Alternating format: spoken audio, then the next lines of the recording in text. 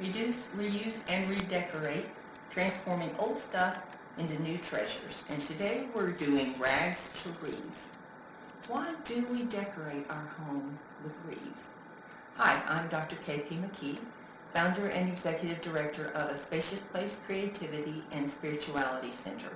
As we go through today's creativity project, we would love to hear from you.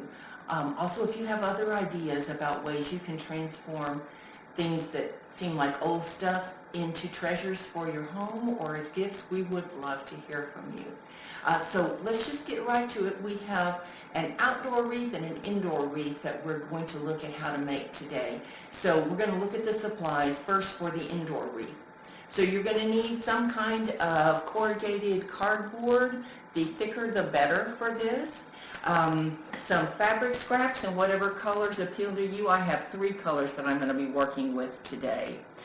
Then you're going to want circles, 2 different sizes, something to make those with, a larger circle and an inside circle. Of course, if you have a huge compass, that would be even better.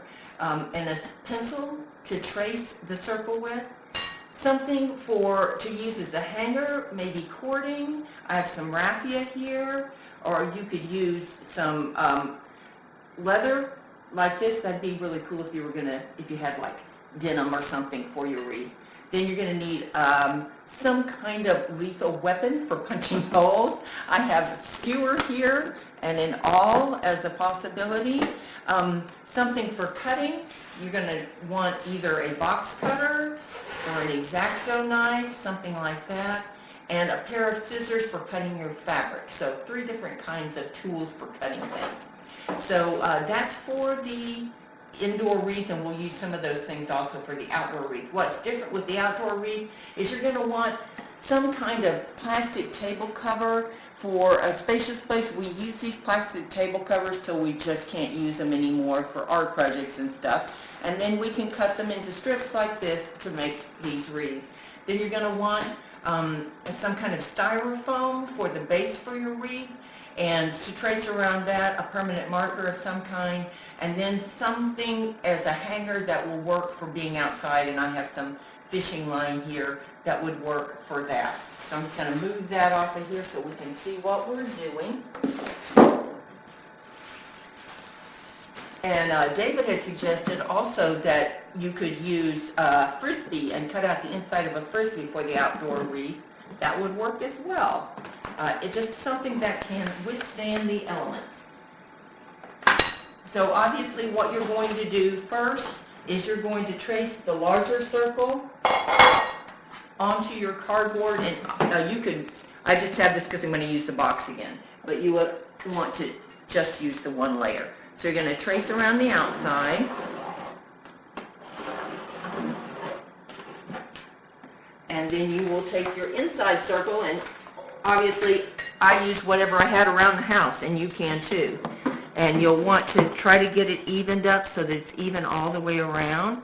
And you're welcome to measure that if you'd like to, or you can, if you can eyeball it, you can do it that way. So there you have it. And then you would simply cut that out. So you could get 4 out of this 1 box if you're going to use that. So I'm going to just start with this one that I have already prepared and started to work on so that you can see how this works.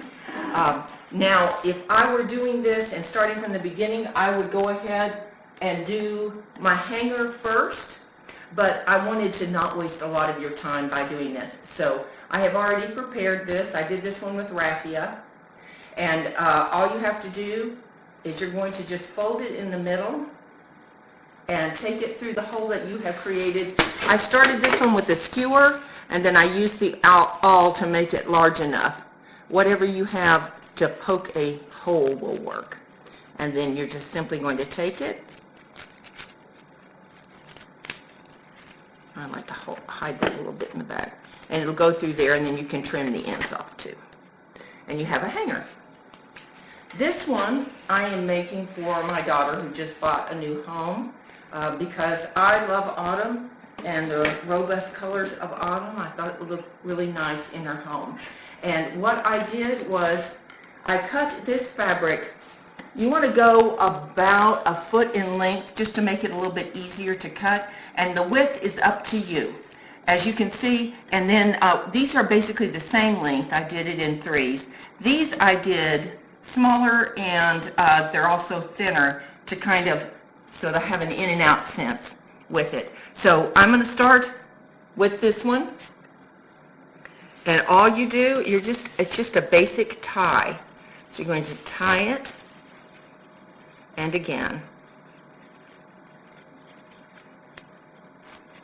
and then you want to scrunch it up right next to the one beside it so that you're not seeing the base. So this one, and then this one.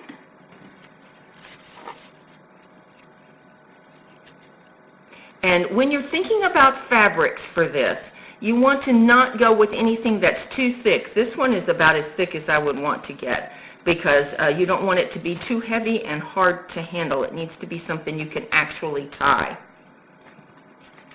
These are, if you were with us last week and we talked about things to do with t-shirts, even after the projects that I did with the t-shirts, I had these strips left over. So these are from those same t-shirts, and t-shirts are really nice for these wreaths because they have that nice stretch to them.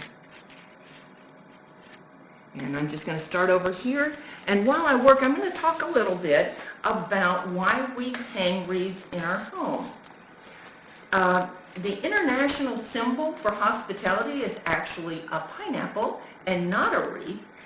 We think that the reason the pineapple has become that symbol is that for many, many years and across many, many countries, pineapples were a delicious rarity.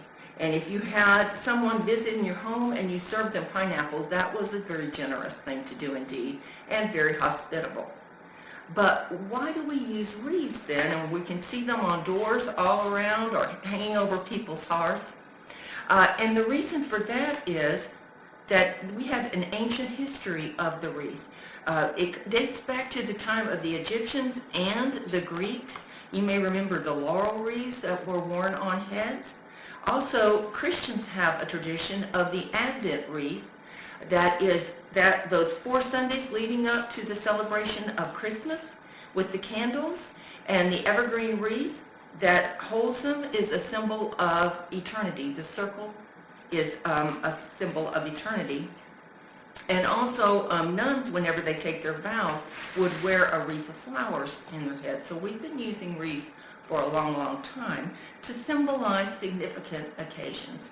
So they symbolize victory. They can symbolize death in a family. People used to hang a black wreath from a door to say that a loved one has died. They symbolize also celebrations, holidays, seasons, births. So when we hang a wreath, we are telling someone something that matters to me is something that I am going to display with art, and I welcome you into my home out of who I am and out of respect for who you are. So now we use wreaths for all kinds of significant events, and you will see them everywhere, and they make really nice gifts as a way to name someone and say, I know this is something that is important to you, so I will create a wreath for this reason. And because this is so simple to do and so lovely when you're done, you can make a bunch of these to give away and to hang in your home. And I am almost done here. I'm going to do one more set. And then we will look at the ones for the outdoor wreaths. And you can think, I was just thinking, you can have ones from all kinds of fabric that you would enjoy using for various celebrations. And I will show you different ways. So this one I just did as a pattern of 3s, but I'm going to show you the outdoor one here in a little bit that kind of is a different way to do it. And I would love to hear from you if you have some ideas about ways to pattern with this and create something that you would find beautiful. And please do send us a photo if you've done one that you would like to share. I'm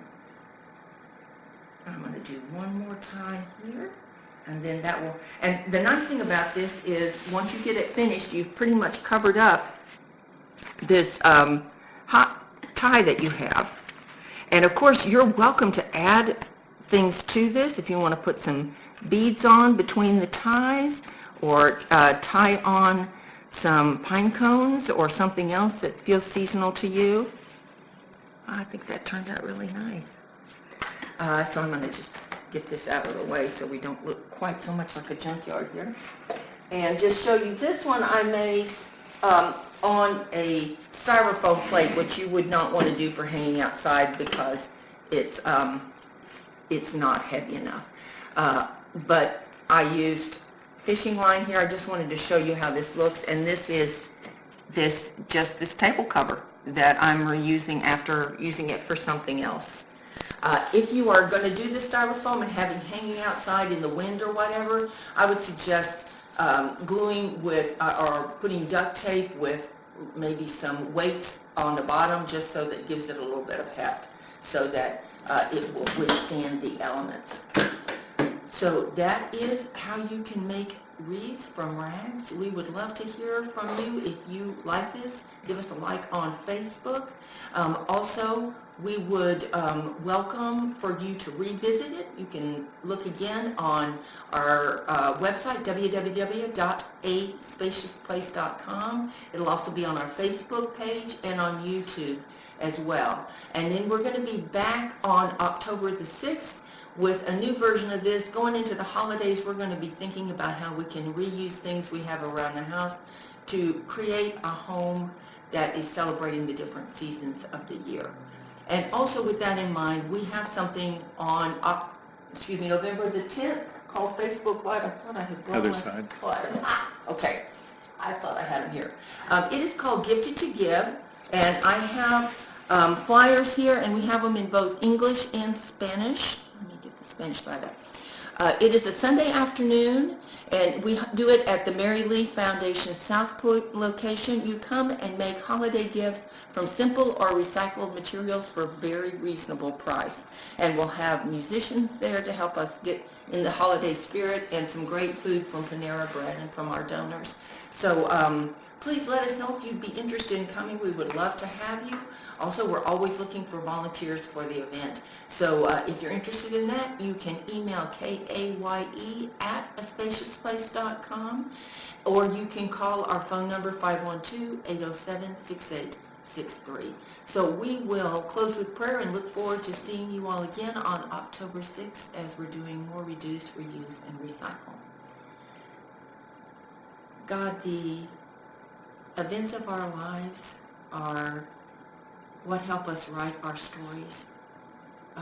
Thank you for helping us find beautiful ways to acknowledge the significant times of life. Amen.